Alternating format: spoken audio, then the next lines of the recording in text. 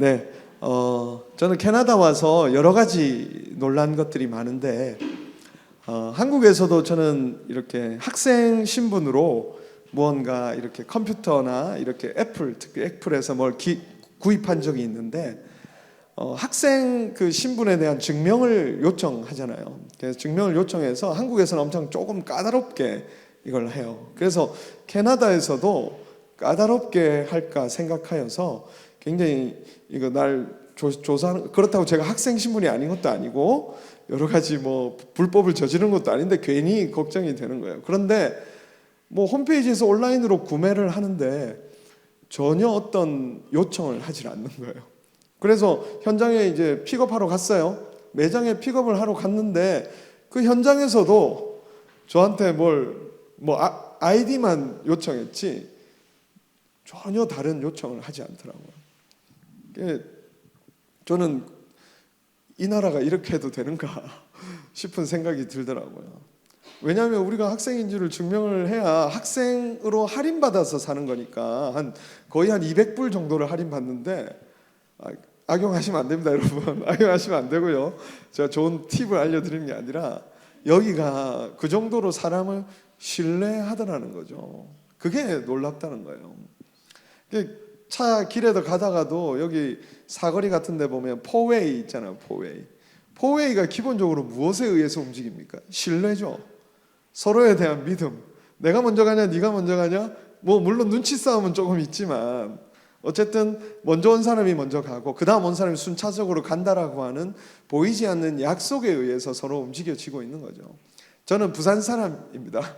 뭐 말투를 보면 전혀 눈치채지 못하시겠지만 저는 부산에서 30살까지 자랐어요. 그러니까 제가 사는 동네에 제가 부산 사람이라고 하면 첫 번째 묻는 일이 야 거기 먼저 운전부터 이렇게 들이밀어요. 저희들 그렇게 폭력적인 사람들 아니고요. 저희도 보이지 않는 룰이 있습니다. 저희 동네에도 육거리가 있어요. 심지어 육거리예요. 옛날 도심이라서 6개 도로가 만나는 지점이 있는데 거기는 신호등이 없습니다. 여기처럼 포웨이도 아니에요. 어떻게 지나갈까요? 그냥 눈치 보면서 그래 이제 너 한번 지나갈래? 이러면 지나가고 이렇게 하면서 머리 먼저 넣은 사람 지나가고 그렇게 하는 보이지 않는 룰이, 저희들 그렇게 난폭한 거 아니고요. 그렇게 뭐 성미 급한 것도 아니고 보이지 않는 룰이 부산 안에도 있습니다. 이렇게 신뢰 사회를 살아간다는 것, 그것이야말로 잠깐만 죄송합니다. 신뢰 사회를 살아간다는 것 자체가 우리에게 있어서 평안함을 줘요. 평안함을 주고 진짜 건강한 사회가 뭔가, 진짜 아름답고 세상에서 진짜 행복하게 살아갈 수 있는 사회가 어떤 사회일까? 물질적으로 풍요로운 게 아닌 것 같아요. 신뢰할 만한 사회인가? 서로 신뢰할 수 있는가? 그게 뒷받침이 될 때 우리는 그 안에서 평안함을 누리고 행복함을 누릴 수 있는 것 같아요. 십계명을 보더라도요, 1부터 4계명까지는 하나님에 대한 계명입니다. 1부터 4계명을 잘 보시면 하나님에 대한 계명이고, 그 다음부터 5부터 10 부살, 간도, 거탐이라고 하는 나머지 계명들은 세상 속에서 나오는 이제 이웃과 관련된 제목들이에요. 죄가 이 세상에 가져오는 가장 끔찍한 것이 무엇이냐면 그냥 단지 세상을 더럽게 하고 윤리적으로 나쁘게 만드는, 타락하게 만드는 그런 차원의 문제가 아니라 십계명을 잘 살펴보면 결국 이거는 관계를 깨어놓는 문제구나라는 것을 알 수 있어요. 하나님께서 이 세상 속에서 왜 십계명이라는 것을 주시고 이 세상을 세워가기를 원하셨는가, 어떤 세상을 원하셨는가를 살펴보면 1에서 4계명까지를 보니까 하나님과의 관계가 바른 세상, 전능하신 하나님이 계시다는 것을 알아야 하고 그 하나님과 온전한 관계 속에서 머무는 것을 하나님께서 원하셨던 것이고, 또 한 가지는 이 세상, 부모부터 시작해서 내 이웃에 이르기까지 온전한 관계 속에서 나아가기를 원하셨던 것이 십계명 안에 포함되어 있고 그것이 하나님 나라의 거룩한 뜻이라고 생각해 볼 수 있는 것이죠. 그런데 얼마 전 우리가 미국에서 우리나라 근로자들이 가서 우리가 투자하고 우리의 기술을 가지고 갔는데 거기서 사로잡혀가지고 무슨 범죄자 취급을 당한 일이 있지 않습니까? 그런데 그 신뢰가 깨어지는 순간 어떻게 되죠? 이제 다음부터 투자하기가 겁이 나는 거죠. 아무리 돈 많이 준다고 해도 아마 미국의 그 기술자로 간다고 하는 그 일은 쉽지가 않을 거예요. 왜냐하면 신뢰가 무너졌기 때문입니다. 구원이라는 말을 우리가 지나치게 종교적으로 읽으면 죽으면 너 천국 가니? 우리는 이렇게 질문을 하고 정말 천국에 가느냐 안 가느냐의 문제로만 우리가 구원을 생각하지만 하나님께서 구원이라는 것을 이 세상에 허락하신다라는 것을 봤을 때 또 그것을 하나님의 나라라고 표현하는 것을 봤을 때 그 나라는 어디서부터 시작해요? 바로 우리가 발 디디고 있는 이 곳에서부터 시작하는 거예요. 우리가 먼 하늘 나라를 가야 천국에 가야 천국이 우리의 삶에 시작되고 구원이 시작되는 것이 아니라 하나님의 나라는 어디서부터요? 오늘 우리가 하나님의 다스림을 받는 우리의 삶의 현장 바로 이곳에서부터 하나님의 나라가 시작되고 그 나라에는 어떠한 원리가 움직이고 있는 거예요? 신뢰라는 아름다운 원리가 움직이고 있는 겁니다. 그게 사람으로 하여금 진짜 살게 만들고 그 신뢰라는 것이 바르게 갖춰져야 우리는 꿈을 꿀 수 있는 거예요. 열심히 노력했는데 이 세상이 부패했다면 우리의 결과를 인정받지 못하는 세상이라면 누가 열심히 하겠습니까? 다 잘못된 방식, 자기가 다른 사람의 눈을 속여가며 돈을 많이 벌거나 명예를 얻거나 권력을 얻는 다른 방식을 사용하겠죠.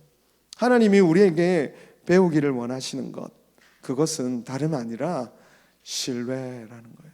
신뢰하고 이 세상 가운데 신뢰하는, 서로 신뢰할 만한 세상을 만들어가는 것, 그것이 주님의 뜻인 것 같습니다. 오늘 본문에는 그 첫 번째로 살펴보고 싶은, 우리가 10월에 신뢰라는 주제로 말씀을 계속 같이 살펴보려고 하거든요. 그 첫 번째로 하나님과의 그 관계, 그 신뢰에 대한 말씀을 함께 나누려고 합니다. 오늘은 왕의 신하에 대한 이야기예요. 왕의 신하의 이 자식이 병이 든 것 같아요. 여러분, 자녀가 병들면 얼마나 가슴이 미어집니까? 이 열나 보면 알잖아요. 열이 떨어지지 않을 때 아무리 다녀도 아무리 약을 해도 뭘 해도 소용없을 때 응급실에 가도요 해주는 게 없어요. 사실은 열이 나면. 그 안타까운 마음을 가지고 예수님만 만나면 나을 수 있을 거라고 생각하고 가버나움이라는 곳에서 가나까지 갑니다. 가버나움에서 가나는 약 34km 떨어진 곳이에요. 그러니까 생각해 보세요. 내 자녀를 고치기 위해서 얼마나 거리를 이동한 거예요? 무려 34km를 한밤중에 달리지 않았을까요? 아마 발이 부르텄을 것 같아요. 발목도 한번 접지르고 어떨 때는 한번 구르기도 했을 것 같아요. 그러나 그 마음속에 소망이 있었습니다. 뭐냐면 예수님만이 지금 유일한 나의 소망이다 라고 하는 그 간절함이 그 왕의 신하의 마음속에 있었다는 거죠. 예수님을 찾는 이 간절함이야말로 하나님이 기뻐하시는 것 중에 하나예요. 이런 간절함, 절박함으로 나오는 것을 하나님 기뻐하십니다. 혈루증을 앓는 그 여인이 군중 속에 예수님이 있는 걸 보고 자신이 도저히 그곳에 나아가면 안 되는 사람임에도 불구하고 모든 그 배리어들을 뚫고 거기로 가는 거죠. 그 간절함을 주님께서는 귀히 여기셨습니다. 중풍병자를 낫게 하기 위해서 4명이 상에 들어가지고 그를 지붕에서부터 뜯어서 그를 예수님께로 안내하려고 할 때 예수님은 그 믿음을 굉장히 귀히 여기셨다라는 것이죠. 그래서 오늘 주님도 그 밤새도록 달려온 그 이 왕의 신하의 자녀를 향한 그 살리고자 하는 그 간절함, 예수님만이 구원이시라고 하는 그 간절함을 가지고 나온 그 믿음을 결코 외면하지는 않으십니다. 그러나 오늘 본문에서 그것을 다루려고 하는 게 아니에요. 우리가 더 눈여겨봐야 될 대목이 있더라고, 이 말씀을 보니까. 예수님을 그는 어떻게 하려고 했냐면 반드시 가버나움으로 모시고 가고자 했던 거예요. 이 왕의 신하의 마음은 그렇겠죠. 왜냐하면 예수님이 같이 가주셔서 다시 그 34km를 같이 가주셔서 내 자녀에게 가서 손을 얹어주시거나 뭔가 효과적인 방법으로 뭔가 행위를 해주시면 내 자녀가 낫지 않겠나라고 하는 그 마음의 청이 있었던 것이죠. 그런데 이 예수님은 그 청을 그대로 받아주지 않으시는 거예요. 자기 자녀가 지금 죽게 생겼는데 예수님 지금 1분 1초라도 가야 됩니다. 주님이 빨리 가셔야 됩니다라고 재촉하고 있는 그 왕의 신하, 그 사람에게 주님은 어쩌면 완곡하게 거절하고 있는 거예요. 나는 안 간다. 나는 너와 함께 갈 수 없다. 그렇게 얘기하고 있는 것이죠. 오히려 이렇게 말씀하시는 거예요. 가라, 네 아들이 살았다. 예수님은 왕의 신하가 기대하고 있는 그 어떤 표적은 사인이에요. 사인. 기적 같은 일들을 말하는 거예요. 그런 것들을 눈앞에서 해주지 않으세요. 대신 그냥 말씀만 주실 뿐이라는 것이죠. 이거는 당시 사람들이 표적에 집중하고 있었던 이유도 있습니다. 요한복음 2장 18절의 말씀을 보면 같이 읽어볼까요? 시작. 이에 유대인들이 조금만 더 가시면 있을까요? 읽어보겠습니다. 시작. 이에 유대인들이 대답하여 예수님께 말하기를 내가 이런 일을 행하니 무슨 표적을 우리에게 보이겠느냐. 이 예수님한테 뭘 보여달라는 거예요? 당신이 하나님의 아들이심을 내가 도저히 믿지 못하겠으니까 증거를 보여줘. 증거를 보지 못하면 내가 절대 믿지 못하겠다라고 하는 그 사람들의 마음이 있었기 때문에 오늘 본문 48절에서 이렇게 얘기하시는 것입니다. 예수께서 이르시되 너희는 표적과 기사를 보지 못하면 도무지 믿지 아니하는구나. 뭘 봐야만 꼭 내가 하나님의 아들이고 이 세상에 너를 구원하러 온 것을 믿을 수 있겠니? 예, 맞습니다. 주님은 우리의 문제를 해결해 주세요. 그죠? 사인을 보여주세요. 우리의 삶의 때때로 우리가 겪고 있는 그 안타까운 일들에 대해서 답도 주시고 문제를 해결해 주시고 능치 못하심이 없잖아요. 우리를 또 사랑하시기 때문에 그렇게 하십니다. 그런데 그게 주님의 최종적인 고울이 아니라는 거예요. 최종적인 목적이 아니라는 거예요. 그거는 그야말로 사인이에요. 그걸 통해서 주님이 살아계시다는 것, 지금도 역사하고 계시다는 것, 지금도 우리의 삶을 인도하고 계시는 구원자라는 것을 보여주는 것이 바로 그 사인의 목적 아니겠습니까? 생각해 보세요. 문제는요 또 나와요. 인생에 그렇지 않습니까? 한 고비 넘으면 또 고비가 있어요. 여러분, 병고침에 집착하는 어떤 기독교 어떤 그런 신앙의 움직임들이 있어요. 그런 무브먼트들이 있어요. 은사주의자들이 병을 그렇게 고치고 싶어하는 거예요. 병고침을 받으면 모든 일이 해결될 것처럼. 그러면 저는 묻고 싶어요. 지금쯤 한 200살 사는 사람, 한 300살 좀 사는 사람 있어야 되는 거 아니에요? 그게 정말 진리고 그것이 주님이 원하시는 의도라면 그럼 언젠가 모든 사람이 죽거든요. 그 병고침을 받지만 죽거든요. 그것이 사인의 전부가 아니라는 것이죠. 그것이 보여주고 있는 것은 우리가 이 죽음의 상태에서 일어나는 것은 장차 우리가 죽지만 언젠가 죽지만 그 죽음에서도 살릴 수 있는 너의 주님을 믿어라 라는 것이 그 사인의 더 깊은 목적 아니겠습니까? 바로 예수님은 우리를 더 그 깊은 목적으로 인도해 가시는 것이죠. 근데 사람들은 이 달을 보게 하려고 이렇게 달을 가르치잖아요. 자, 여러분 달을 보십시오. 여러분 지금 달 안 보고 다 제 손가락 보고 있잖아요. 달을 봐야 돼. 달이 없죠. 여기 달이 여기 있습니다. 달이 많습니다. 우리가 가리키고 있는 어떤 대상을 봐야 하는데 그게 아니라 손가락이 얼마나 멋있는지, 얼마나 아름답게 이 자세를 취하고 있는지 그것을 보느라 진짜 더 깊은 곳으로 나아가지 못하게 하는 것이죠.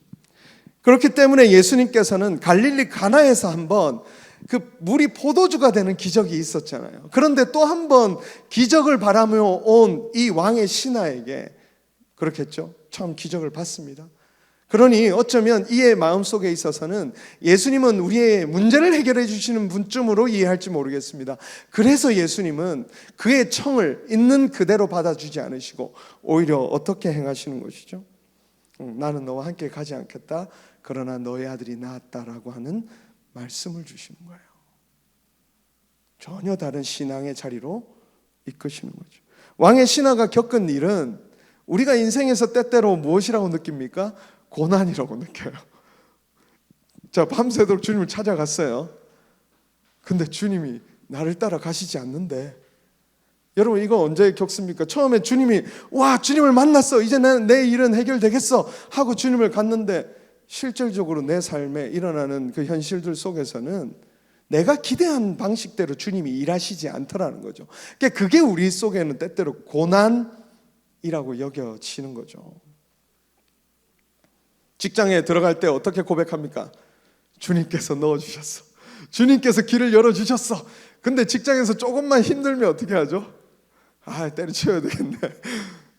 처음에 어떻게 고백했습니까? 하나님이 뜻이라고 얘기했잖아요.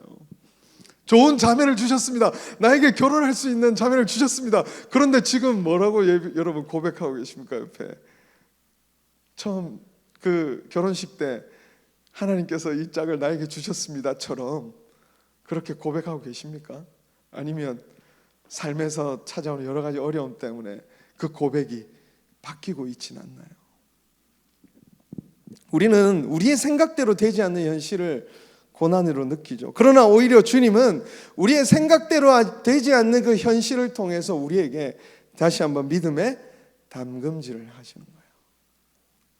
이전에 생각하지 못했던, 흔들리기도 합니다. 넘어지기도 합니다. 그런데 주님은 바로 그곳에서 진짜 믿음으로 나아가게 하시는 거예요.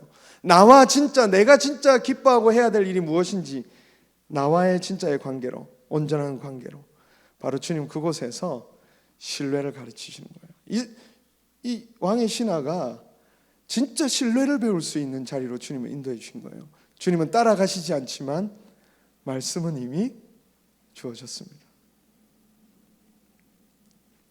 원하던 표적은 나타나지 않고, 그러나 말씀이 주어졌는데, 오늘 이 왕의 신하의 반응이 어떤가요, 여러분? 어떻죠?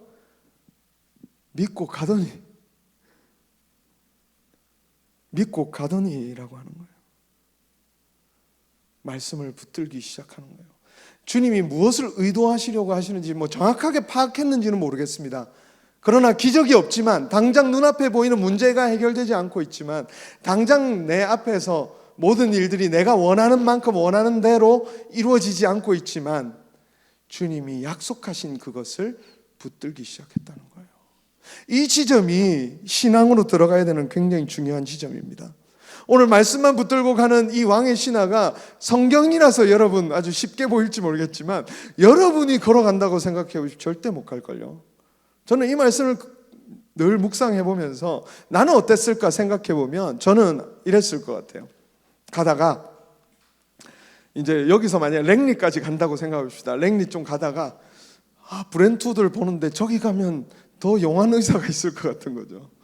글로 빠지든지, 아니면 다시 주님께로 돌아가서, 아니요 주님, 그거 아닌 것 같아요. 내가 아무리 생각해도 그거 아닌 것 같아요. 주님, 지금 바로 나와 함께 동행하셔야 제가 좀 살겠습니다. 내 아들이 살겠습니다.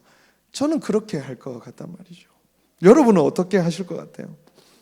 그렇기 때문에 여러분, 이 눈에 아무것도 보이지 않지만 주님이 말씀하신 그것을 붙들고 걸어가는 그 밤에 34km의 여정은 그야말로 믿음과 신뢰의 싸움인 거예요. 진정으로 신뢰의 싸움이 그에게 이어졌을 것 같아요. 이와 같은 믿음, 이 말씀, 이것이 우리의 삶에 실제로 다가오기까지 이 갭을 우리는 살아간다고 생각합니다.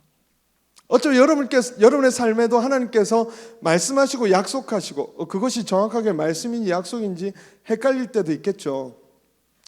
저는 이걸 다르게 표현하면 소망이라고 생각합니다. 여러분에게 어떤 소망을 주셨을 거예요. 여러분의 가정을 향한 소망, 자녀들을 향한 소망, 여러분의 개인의 미래를 향한 소망을 주셨을 거예요. 그런데 그 소망이 실현되기까지 우리는 그 기간을 계속 살아가고 있는 중입니다. 처음 신앙할 때는 어때요? 기도 응답이 잘 돼요. 보니까 제가 저희 아내와 결혼하고 나니까 저희 아내 기도 응답이 잘 되는 거예요. 사역자에게 시집 온다는 게 쉬운 일이 아니었거든요. 시집을 와서 하나님께서 그걸 긍휼히 여기시나 보다 해서 어느 날은 피자가 먹고 싶네 이런데 어떤 성도님께서 저녁에 피자를 사오시더라고요. 오늘 치킨이 먹고 싶네 이러니까 또 다음 날 누가 치킨을 또 사다 주시더라고요. 와, 당신 믿음이 좋은 건가? 와, 하나님 사랑하시네 이렇게 생각했는데, 내가 알고 보니까 믿음이 연약한 자들에게 응답을 잘해 주시더라고요. 왜냐하면 보이지 않으면 못 믿으니까. 죄송합니다, 제 아내를 이렇게. 믿음 말씀이 잘 이루어지는 때를 보면 우리가 그런 때가 뭔가 일이 시작되거나 삶이 처음 시작되거나 또 어떤 새로운 일이 처음 시작될 때는 하나님의 은혜가 크게 주어져요. 그때는 참 기쁘게 달려갑니다. 근데 여러분 기억하십시오. 주님은 그 다음 단계를 여러분과 걷기를 원하시는 거예요. 눈에 보이는 표적, 눈에 보이는 기적, 눈에 보이는 놀라운 일을 넘어서 이제 하나님이 이루실 그 소망을 바라보며 걸어갈 수 있겠냐 하고 우리에게 도전해 오시는 것이죠. 이번 코스타 강사로 오셨던 서진교 목사님이라는 분이 계세요. 저희가 코스타를 이번에 준비하고 청년들과 한 360명 정도 같이 모여서 집회를 했습니다. 거기 둘째 날에 서진교 목사님이라는 분이 오셔서 말씀을 전해 주셨는데 그분의 삶이 참 기구해요. 아버지 어머니는 알코올 중독이셨다는 거죠. 어려서부터 부모님은 늘 술에 취해 계신 모습을 봤고 늘 우당탕탕 시끄러운 소리가 그 가정에 끊이지 않았고 그 목사님이 표현을 이렇게 해요. 본인이 15세인가 16세인가 됐을 때 눈물이 말랐다 그러더라고요. 왜냐하면 더 이상 울어봐야 소용이 없다는 걸 그때 알았다는 거죠. 근데 그분이 그렇게 해서 여차저차해서 주님을 만나고 목회자가 되고 결혼을 하고 이제 자녀를 낳는데 자녀가 계속 아픈 거예요. 계속 아픈 거예요, 자녀가. 결국에 3살 때쯤인가 애가 자폐 진단을 받았습니다. 근데 그것뿐 아니라 옛날 어른들이 부르던 간질 있죠, 간질 진단을 받아요. 늘 아이가 면역력이 약하고 이 간질로 발작을 일으키는 그 상황을 겪으면서 처음으로, 그러니까 알코올 중독 부모님 안에서는 죽고 싶다는 생각은 안 했대요. 근데 죽고 싶더래요. 그렇지 않을까요? 왜 내 인생은 늘 이런가? 평생을 알코올 중독 부모님 속에서 자기 인생 자기가 책임지면서 살아야 했는데 기껏 결혼해서 자녀를 낳아서 행복하게 이제 내가 목회해야지라고 생각했는데 그 자녀가 간질에 자폐 진단을 받았다고 생각해 주세요. 얼마나 가슴이 찢어지고 아프겠습니까? 사모님하고 기도를 하는데 그런 마음을 주셨다는 거죠. 그래도 하나님은 선하시다. 우리가 이 깊은 어둠 속을 달려갈 때 여러분 무엇과 대화를 해야 되냐? 약속과 대화하고 소망과 대화하고 주님이 얼마나 나를 사랑하시는 것과 그것과 대화를 나누셔야 돼요. 여러분의 생각과 대화를 나누시면 안 됩니다. 금방 무너져요.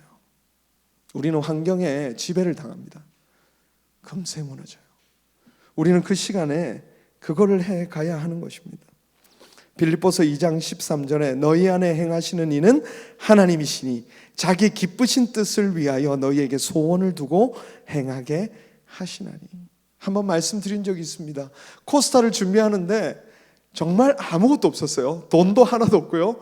돕는 사람도 하나도 없었는데 어느 날은 일어나면 정말 소망이 꺼진 채로 일어나는 날이 있었어요. 얼마나 두려운지 몰라요. 개척도 마찬가지입니다. 지금 저희가 한 달 돼서 뭔가 겉이 번지르르해 보이죠? 건물만 번지르르한 거예요. 얼마나 때때로 두려움이 찾아오는지 모릅니다. 근데 그때 이 말씀이 제 마음에 쟁쟁거리는 거예요.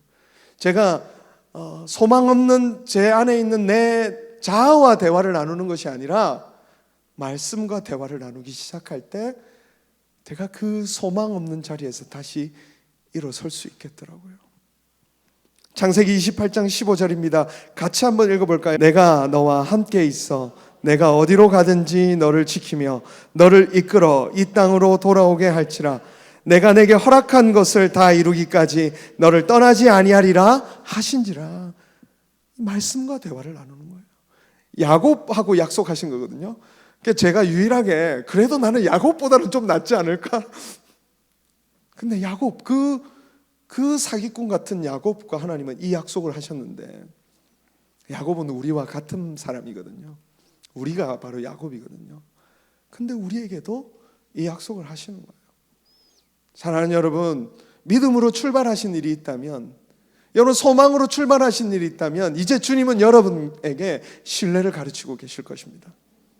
그 소망이, 그 신뢰를 따라서 오면 반드시 그 아름다운 삶이 우리의 삶에 펼쳐질 것이라는 것을 이제 말씀으로 약속하셨고, 그것을 우리에게 믿고 따라오라고 하시는, 바로 그 시간을 우리에게 주시는 거죠.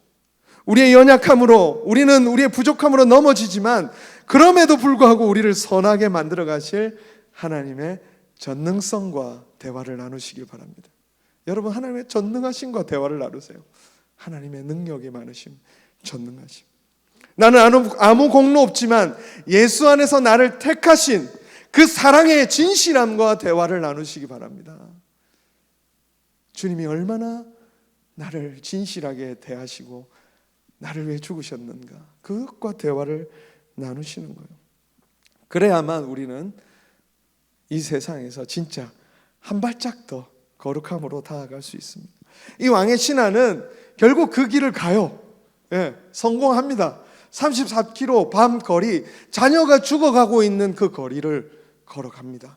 그런데 그 때마침 거기서 누구를 만나냐면 자기를 마중 나온 종들을 만나는 거예요.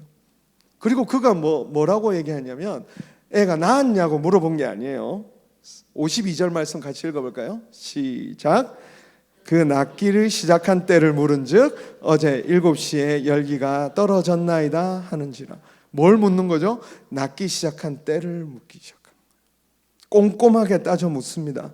말씀이 임한 때, 표적이, 그 기적이 임한 그 때를 보면서, 하나님의 말씀은 반드시 이루어지는구나.